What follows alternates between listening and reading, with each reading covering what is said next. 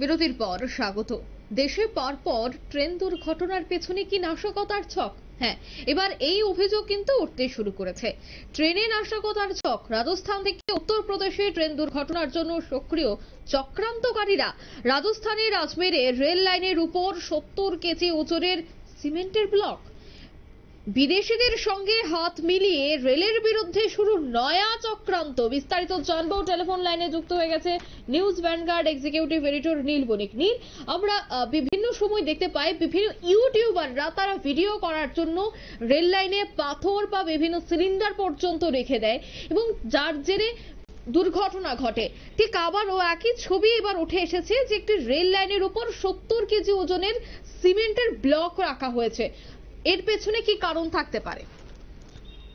রাজস্থানের তোমার হচ্ছে বিষয়টা হয়েছে রাজস্থানের আজমের শরীফ যে যাওয়ার রাস্তাটি বা রোড তোমার যে রেল ট্র্যাকটি, সেখানেই একটি সিমেন্টের ব্লক পাওয়া গেছে প্রায় 70 কেজি ওজনের।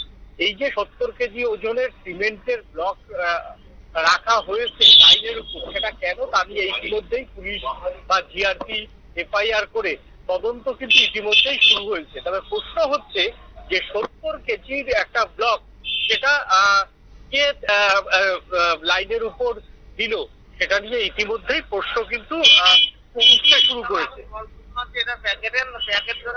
অন্যদিকে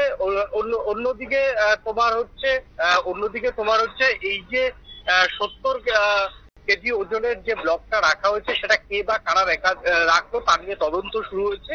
এরপরই যেটা প্রশ্ন উঠছে যে এই যে কয়েকদিন আগেই রেলের প্রতিমন্ত্রী তিনি একটা হঠাৎ দাবি করেছিলেন কি যে বিদেশিরা চক্রান্ত শুরু করেছে ভারতের কিছু লোককে দিয়ে রেল দুর্ঘটনা করার জন্য। সেই দাবি কিন্তু আরো জোরালো হলো এবং গতকাল চালকের তৎপরতায় এটা একটা ভয়ানক অ্যাক্সিডেন্টের হাত থেকে বাঁচলো সেখানকার ট্রাকের ট্রেনটি।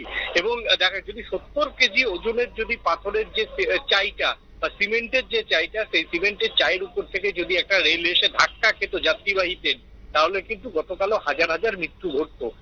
এই যে কে বা কারা করছে এই বিষয়গুলি, উত্তরপ্রদেশেও তার আগের দিন দেখা গেছে, আজকে তোমার দেখা গেল রাজস্থানে, কে বা কারা করছে তা নিয়ে কিন্তু তদন্ত শুরু হয়েছে এবং তদন্তের গতি প্রকৃতি কি হয় সেটাই দেখার।